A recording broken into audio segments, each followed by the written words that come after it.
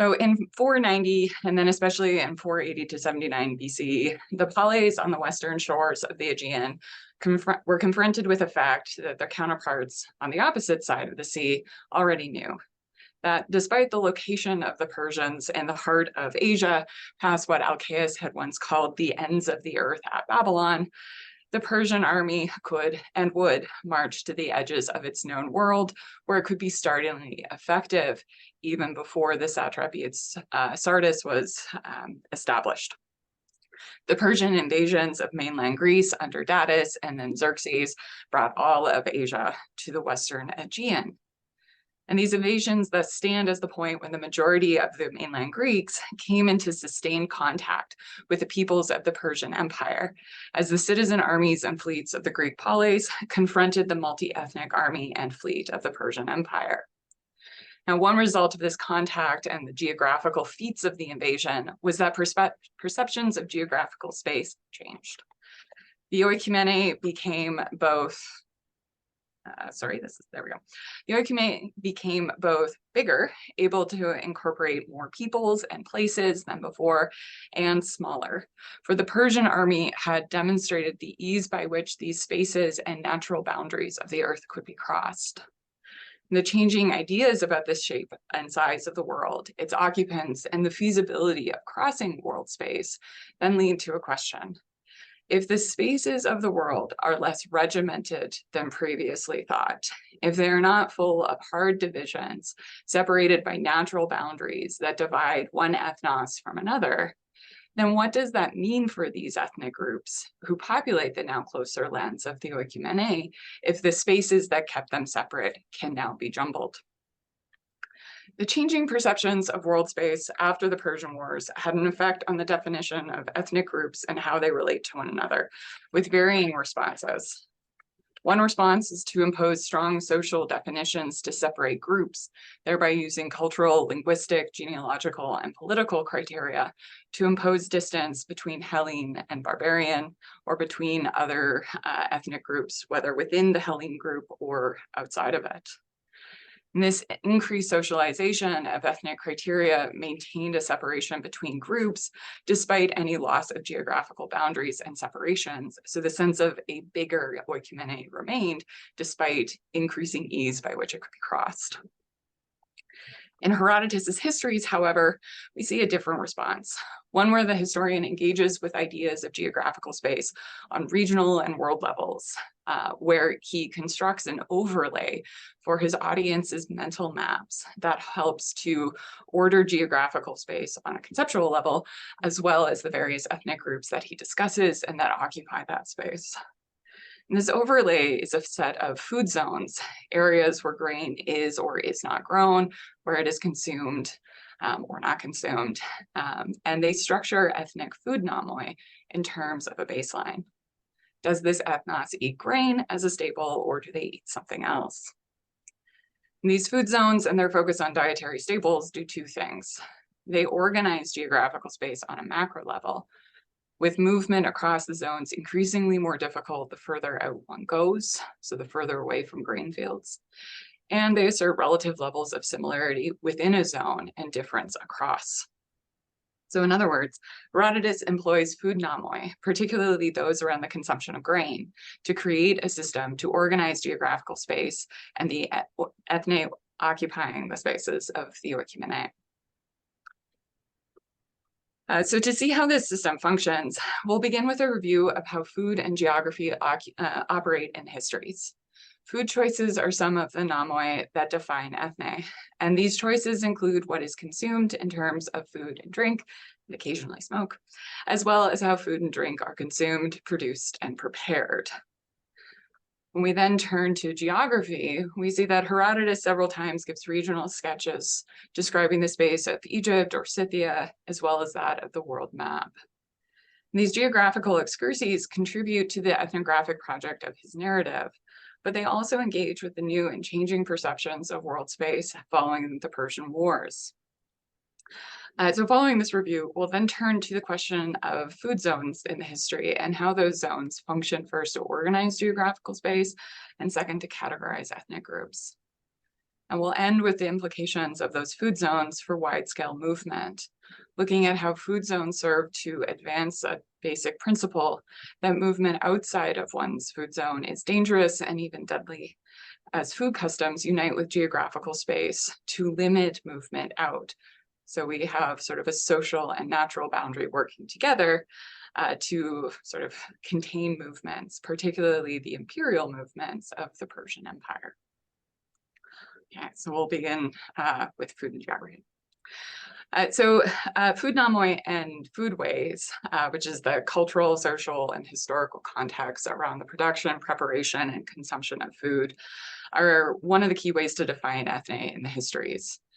So over the course of the work, Herodotus mentions over 70 foodways for sort of 17 discrete ethnic groups, which then resolve into 40 something. So it's a rather atrocious table. You have the sort of discrete ethne and then how they break up, at least in terms of food divisions.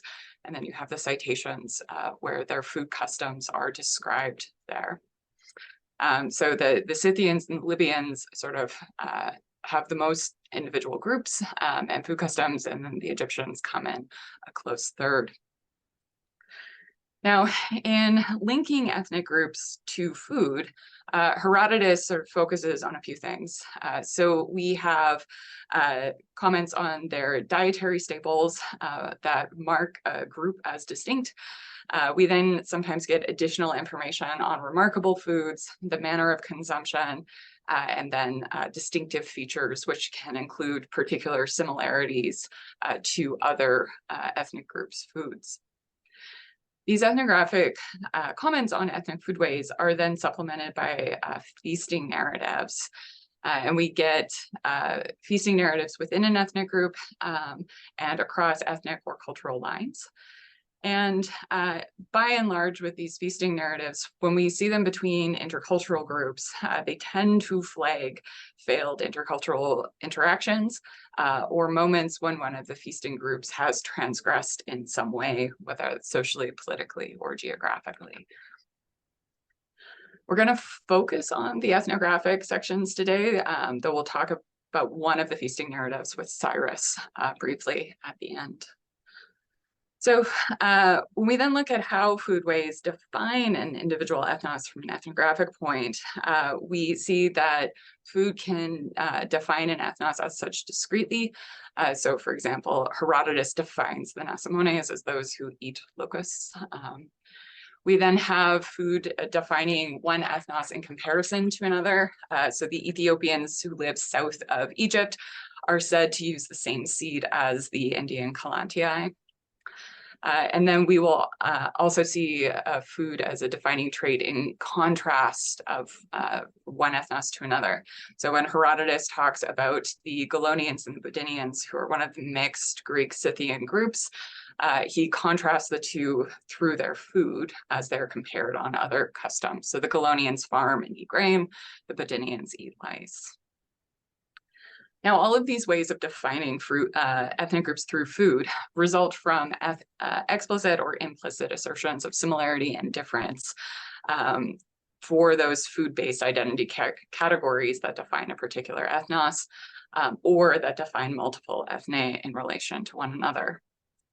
So food functions in this way in the process of ethnic identification by providing information that places ethnic groups in relative proximity to one another as similar or different, in line with a larger categorization framework, which in histories is primarily provided by Herodotus. And these expressions of similarity and difference occur both within large umbrella ethnic groups on an intra-ethnic level, and then across ethnic lines on an inter-ethnic level. So across ethnic lines, we have the Libyans and the Egyptians, who are said to be similar in that they both avoid cow's meat for the same reasons, but they are different because the necessary quality for Egyptian of drinking the water of the Nile, the Libyans do not meet, since they do not drink the water of the Nile. When we look at within an ethnic group, we have an example from the Babylonians. So there's a specific subgroup of Babylonians who grind dried fish to then make bread. And so they are different from the rest of the Babylonians who have an unmarked bread, some sort of cereal grain. So all other nomoi and geographical position make the rest of the Babylonians in these three clans similar, whereas their food customs make them different.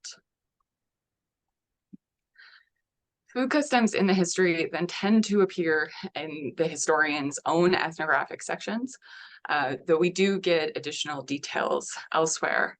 So, for example, the detail that the Persians drink palm wine and eat artos, which is wheat bread, appears when the fish eaters visit the long-lived Ethiopians to spy for Cambyses.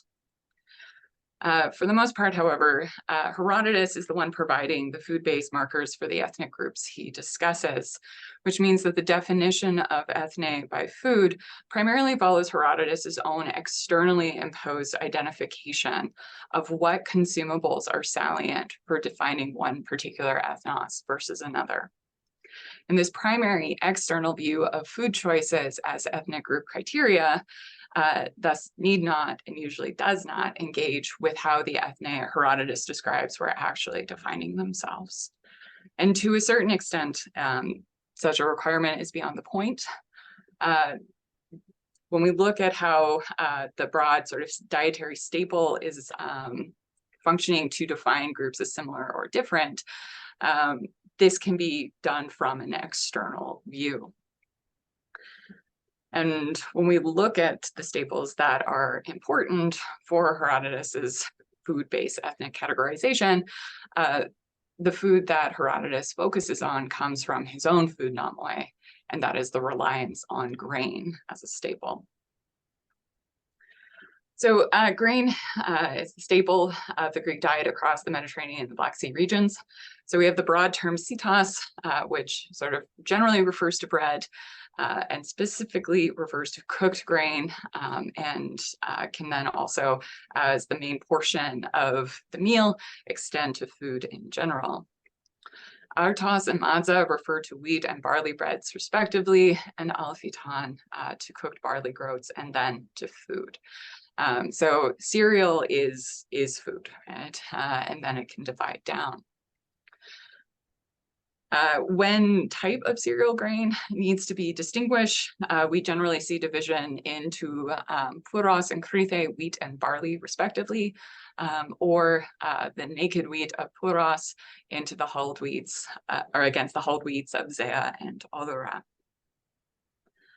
So Herodotus's use of grain to structure his food zones and to define ethne in broad terms imposes a Hellenocentric model on the oikoumene, itself a Greek concept, and the peoples of the world. But in doing so, Herodotus is able to assert a principle of ethnic relativity, which depends on salient food-based ethnic criteria for his Greek audiences. So then, if ethnic groups are defined by food choices, and if grain as a staple is, from a Greek perspective, considered a universal determinant for defining human groups, then those who eat grain are at one level or another similar, meaning that they are also similar to the grain-eating Greeks. Let's turn out to geography quickly. So several times throughout the histories, Herodotus describes geographical space from a regional perspective. In Book 2, he contrasts the theoretical Ionian view of Egyptian space with his own sort of on-the-ground reading, which he claims depends on what the Egyptians themselves say about the breadth and length of their land. In this, Egypt becomes a narrow strip bounded by mountains and deserts, as Herodotus follows the Nile from the sea inland and uses his geographical knowledge to assert his authority over the Ionian geographers, much as he does in Book 5 with his more detailed version of the royal road against Aristogoras. In Book 4, Herodotus then turns to Scythian space, and his attempts to describe the land mostly serve to reinforce the protean nature of this step. After describing the ethnic groups that populate this steppe and then the rivers that divide the land, but that can also somehow disappear when the Persians invade, Herodotus then gives a sort of rough analogy of Scythian space as where Scythian space bounded by the Taurians as being like the Attic Peninsula at Sunion, or the Iapygian promontory if they were populated by different peoples. And then he says that the steppe is like a square, and with two sides hitting the sea. So the geographies of Scythia and the correct views of Egyptian space and the Royal Road stress the constructive quality of geographical space, that space is perceived in line with regional perspectives and ethnic knowledge of a group's part of the world. And this fact of space, that ethne depict their regions in their own ways, underlies the world geography in 436 to 45, which is also a paired contrast, as the impossibly perfect maps are the only of the Ionian geographers are contrasted with Herodotus's own presentation of the world. So sort of got a schematic map here of how Herodotus describes world space. So the mocking comment he makes about maps more circular than if drawn with a compass is evocative of the early maps of the Ionian geographers, as well as Greek mythic models of the world bounded by the river ocean. And these circular worlds oppose Herodotus's own depiction of a non-circular, potentially unbounded on two sides of Europe, oikumene centered on the Persian Empire. The oikumene described by Herodotus in 436 to 45 is also a map and that in many ways attempts to translate Persian geographies that are based in the four quarters of the world model from Mesopotamia into Greek terms, where he translates the claim that Persian dominion stretches, quote, from this side of the sea to that side of the sea, from this side of the desert to that side of the desert, into Greek geographical terms and continental systems, whether the two systems of Europe and Asia or the three of Europe, Asia, and Libya. Herodotus's presentation of the oikumene in its apparent entirety in 436-45 contrasts as well with the pinax that Aristagoras brings with him to Sparta, and that allegedly depicted the entirety of the world, though Aristagoras only describes the bit from Sardis to Susa, which is the top line, and then below it is Herodotus's amendments. So Aristagoras describes the royal road from Sardis to Susa primarily in terms of potential conquests, naming the ethne and their resources, as he speaks in an imperial mode when he describes geographical space in his attempt to persuade Cleomenes of the ease by which the Persians can be defeated and the Ionian revolt effected. He fails, but the use of geographical depictions as an instrument of imperial expansion remains. While Aristagoras' map may have included all the rivers of the world, as Herodotus states, his presentation of Persian space disregards all of those rivers but the Caspians, a river central to Persian ideologies of rule and kingship in the histories, as seen in Herodotus's repeat insistence that the Persian king can only drink its waters. Here, Aristagoras' disregard of natural features and boundaries like rivers continues to follow Persian imperial practices around geography, as Persian movements through the oikumene also ignore rivers and natural boundaries, running roughshod over the physical face of the earth, though this ignoring of boundaries has variable results. Herodotus' description of Persian space in Book 5 in contrast, maintains the rivers that bisect the royal road, and he supplements them with the human-made imperial markers of staging posts, or stations, and guardhouses with their gates to present a connected geography of empire, connected by the Persian bureaucracy that is, at the same time, full of regional distinctions and divisions that mark the individual geographical regions of the ethne within the Persian Empire. And it is this connected yet separate nature of Persian imperial space that modulates based on regional perspective that will also define the food zones, as Herodotus uses grain or its lack to define the zones of the world as internally connected, while still admitting the ethnic variations that also mark those zones as internally divided and separated. Okay, so on to the food zones. As we turn to the food zones and the boundaries and the histories, a few preliminary points from our sort of modern view from Google Maps and satellite photographs. First, as much as you possibly can, forget these. Whether you take a Mercator style map or the more accurate projections of the Gall-Petersons. Forget also that we know what the world looks like from space as a connected geographic whole. Instead, think in terms of itineraries such as the Pettigrew tablet and the hodological perspective that spoken language imposes on the description of space.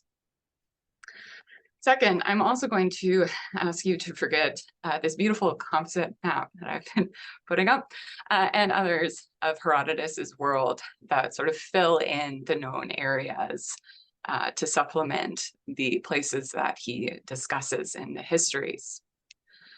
Instead, we're going to consider geographical space as Herodotus's narrative presents it as a series of nodes that may or may not be connected explicitly, depending on how that space is being presented and described. So I'm going to ask you to join me in resisting the temptation to fill in the map. Okay, to get us going, when we look at the groups of staples from those 70-odd foodways in the history, we have the following in terms of dietary staple grain for grain, not grain, and then a few that are unclear. And with the grain ones, the bracketed groups are those whose reliance on grain is sort of implied from information around their mention. So the principal named cereal eaters in the histories are the Egyptians, the Persians, and the Spartans. We then have a number of grain-eating populations amongst the Scythians and the Machias and the Libyans. The Cyrenaeans and Barcaeans are there in brackets, as the land around Cyrene is said to produce 3 harvests a year of grain. And these peoples do not receive the caveat that they do not eat the grain they grow, which the farming Scythians do. So the implication is that they eat the grain they cultivate.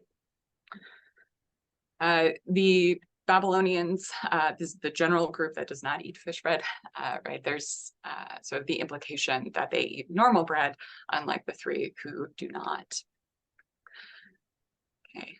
Down below, the Caunians are said to have customs opposite the rest of the world. It's unclear what this means for their food. The Lydians have the same customs, with the exception of the prostitution of their daughters, as the Greeks, which brings in the explicit mention of Spartan barley consumption and unspoken Greek food nomoi around the consumption of sitas for both the Lydians and the Greeks. So might be able to move them a little higher.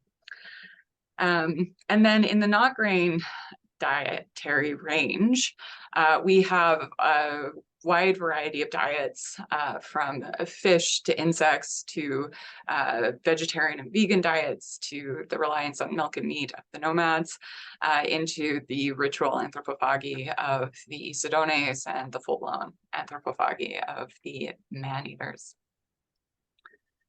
Now, taking from the principle from cognitive geography that groups put themselves at or near the center of their mental maps and world models, we have the following with the placement of food zones. So the central zone holds familiar us-marked diets from a Greek perspective, and this is the grain eaters. A liminal zone then follows where grain is or can be grown, but may not be consumed consistently. And then finally, we have a no grain zone or a grainless zone, which is the last area of inhabitable space before the anomoi. Okay, so when we then turn to each zone, we have the consumption of grain or not creates this broad umbrella level of similarity. So it's a baseline.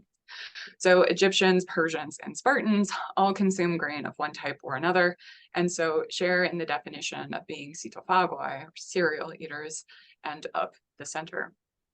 Yet they are still distinct from one another, both in terms of regional position, the respective centers of their continents of Libya, Asia, and Europe, and in terms of the grain they consume.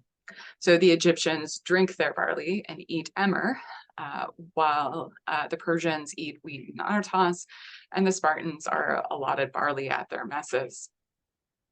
Outside of these centers with grain, liminal and grainless zones are then united together and internally through the lack of grain and communities that could support grain-based agriculture but do not, and those that do not think twice about their lack of cereal grains. And these regions have varied diets where agriculture, but not grain, unites the liminal diets or no agriculture with their sort of odd staples. Now, Herodotus himself does not put moral value on these food zones, with one exception. He says that the anthropagoi have the most savage customs of all humans, but otherwise he sort of rescinds judgment on food choices. He does, however, record the moral judgment of foodways by others. So the division of ethne and geography by food from the historian's perspective gives us a sort of use of food to make unmarked us-them divisions on broad, non-hostile levels of difference. The moral condemnation of barley-based diets by the Egyptians, or the paucity of the Greek diet by the Persians, which is then responded to by condemnation of the luxurious Persian meals by Pausanias, it then indicates that from internal perspectives, we do get moral-based condemnations of other diets.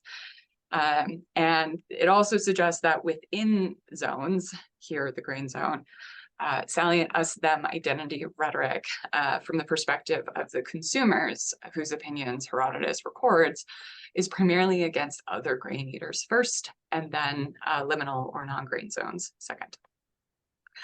So between the two in the histories, we then get complementary and contradictory sets of identity discourses, where from the historian's external perspective, we see a strand of identity discourse that asserts general similarity among the peoples of each zone, particularly those that consume grain of any sort as a staple, with finer distinctions than for individual ethne highlighted by unmarked discussions of individual food choices. Then from the reported internal perspective of the consumers and ethnic groups are assertions of, strong assertions at times of difference based on moral judgments around food choices. So adding in a spatial element to this with moving around these zones, we see the following. So in general, food items are geographically bound and mobile through trade, human migration, and the general natural dispersion of seeds, plants, and animals. In the histories, the first geographical property of food items is sort of the critical one, as food choices become linked to physical space that an ethnos occupies. And the connection between land and ethnic group is most explicitly seen with the Scythians in the steppe, or the Egyptians and the Nile, but we can see it more broadly as well. So as a nomos, food choices are one of the things that do well when they remain within their ethnic group, and then things tend to go not so well when they move out of that group. So flipping it around, you have an ethnos as well when it maintains its food and other nomoi, including the geographical location that supports those nomoi, however broadly defined that location may be. So movement out of one's food zone, then, the space that supports one's food nomoi, then results in going beyond those customs, so that food zones function as socialized geographical boundaries to supplement natural boundaries and to sort of stand as lanes that ethne should stay in. Now, the movement of the Persian kings into the liminal and grainless spaces of Scythia, the Mesogeian steppe, beyond the Araxes, and the land of the long-lived Ethiopians sort of showcase this principle. In short, we see that movement into one zone out from that a group occupies. So in Darius's case, going from the grain zone to the liminal zone is possible if potentially dangerous. Two zones out, such as Cyrus and Cambyses, from the grain to the no grain zone, is dangerous to the point of being deadly. And the connection of foodways to the question of geographical movement features in each of the stories of the failed Persian expansion, as is the ability of the Persian kings to recognize the folly of moving into landscapes that do not support Persian food nomoi, so that in one way or another, food and land unite to become their enemy. So we'll look briefly at each of these in turn, going in reverse order. So, all right, so with Darius, so he marches against the Scythians after consolidating his rule of Persia, ostensibly to avenge their invasion of Asia several generations prior. Now, the Scythian steppe collectively is part of the liminal zone and extending in some areas into the grainless. Grain is grown in some parts, not in others, and it is consumed in a few only part of the areas in which it is grown.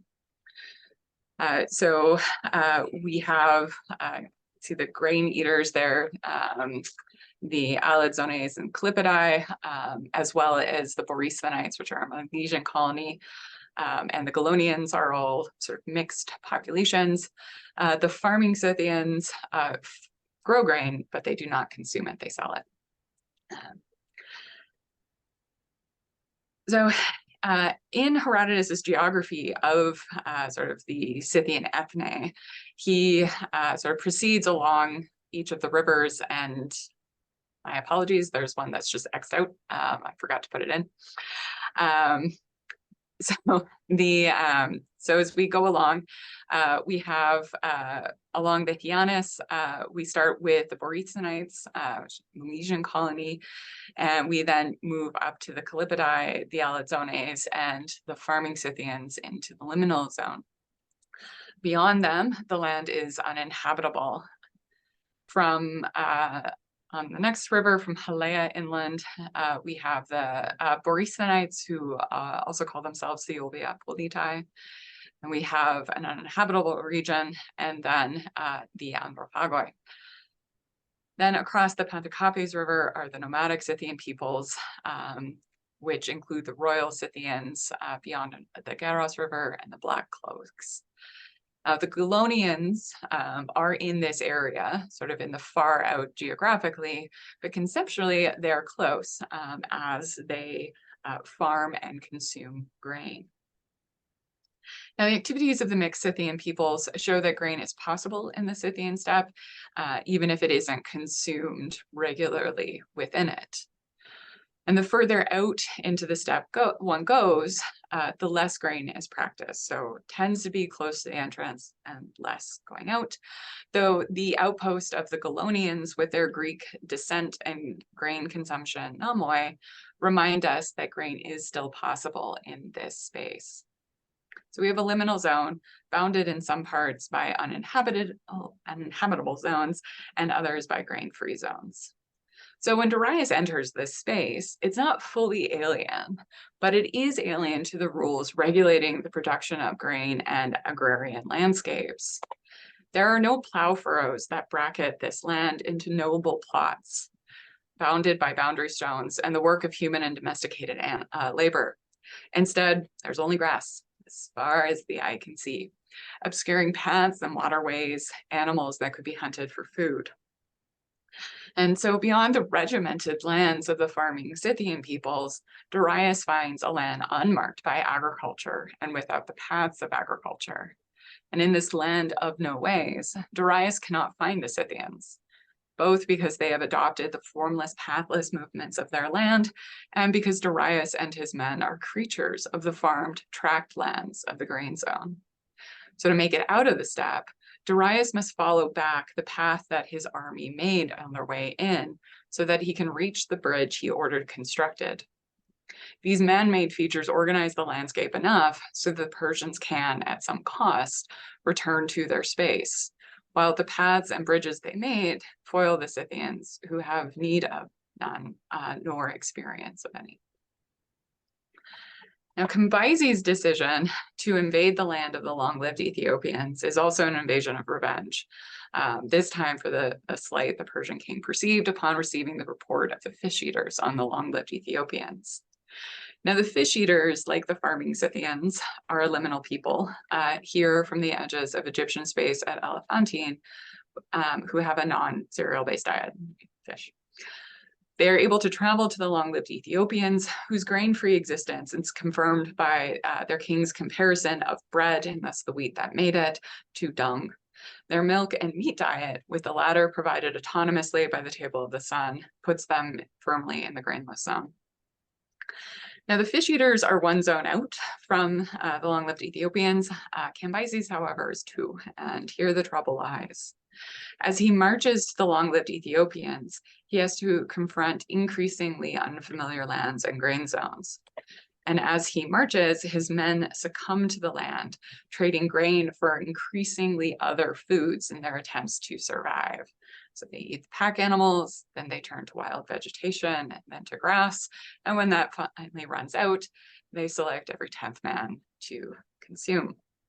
Now, while Cambyses turns them around before the plan to eat every 10th man is actualized, let us remember they still have to make it back through a land that they have just stripped of food. So food customs that involve ritual or regular anthropophagy all exist in the grainless zone of Herodotus's foodways.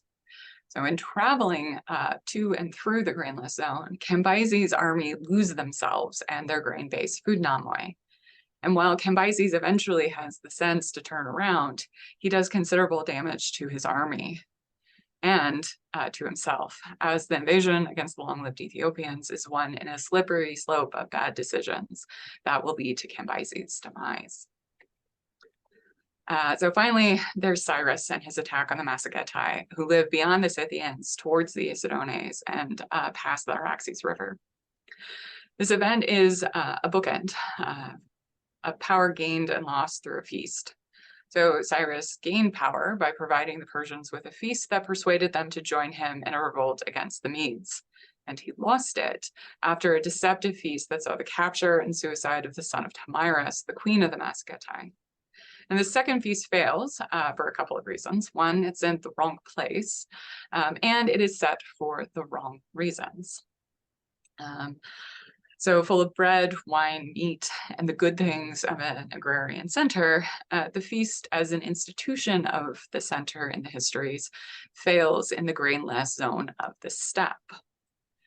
In choosing to fight Thamyris in her land rather than meeting her in his own, Cyrus moves too far out, leaving the center for the edges, and he dies as a result. Out where wine and blood can be equated, Thamyris feeds Cyrus, not with food, wine, or more land, but with blood, subsuming him into the foodways of the grainless zone in death. The failed movements of the Persian kings into a liminal and two grainless areas asserts that peoples do best when they remain within their own food zone, the space that supports their nomoi, whether those are food or others. Movement out puts the Persians in contact with groups who are entirely different, as they do not consume grain and have diets based on other foods, including things marked as not food. Within the grain zone, however, the Persians encounter peoples who are mostly similar. The broad staple of grain links them, and the land is similarly structured by fields and roads, pathways trod by humans and domesticated animals. Seen from this light, Xerxes and Mardonius's expectations of easy movement against the Western Aegean Palais makes a little sense. They were remaining in their zone, going against fellow and familiar grain eaters, and not into the liminal and grainless zones that foiled the previous kings. Okay, so to quickly conclude, the Persian invasions of 480, 479 end in mainland Greece with a paired feast, one that is a spectacle, but apparently food for the eyes only. So the Spartan general Pausanias contrasts a meal in Mardonius's tent with one his own cooks prepare, and laughs as he invites the other generals to consider the folly of invading a land beset by poverty when the Persians already enjoyed the riches of empire. On the face of it, the scene is an early instance in a long-lived trope where moderate lifestyles of the Greek polis and Greek citizen men will define them opposite the luxurious East. It's a hard us-them piece of identity rhetoric, as Pausanias presents it, one that compares to other definitions of Hellene or Athenian against the Barbaros after the Persian Wars. Yet in Herodotus's presentation of the scene, the rhetoric's not so clear. We have a Spartan making the comparison who, at the time, had been convicted of Medism and holding a Persian table. And his comparison and comments on Persian largesse bookends an earlier Persian comment that the Greeks are moderate only because they don't have any good food, and if they did, they wouldn't be able to stop eating. The accusations of largesse versus restraint go both ways, and Pausanias, like Mardonius, has eyes too big for his stomach, just as the Athenians were developing in the interwar period. Persian territorial expansion may have been safer for them in the grain zone, but that did not make their appetites appropriate or their movement any less imperial, just as Athenian appetites were not too much or any less imperial for being restricted to the Aegean and Greek waters for the most part. Herodotus is subtle in his complications of the social and political discourses his work interacts with. And his use of food zones to structure geographical space and ethnic groups is part of the historian's deft touch here on the question of ethnic identities and relationships. Persians and Greeks are both agrarian peoples of the grain zone. Persian fondness for wine partners the Greek symposium, and they both divide their meals into cereal and non-cereal portions, though in different ratios. When compared to the Androphagoi or the Nasamones, even the long-lived Ethiopians, the two antagonists of Herodotus's narrative end up looking fairly similar to one another, for all that one speaks Greek and claims descent from Helen, and the other does not. Thank you.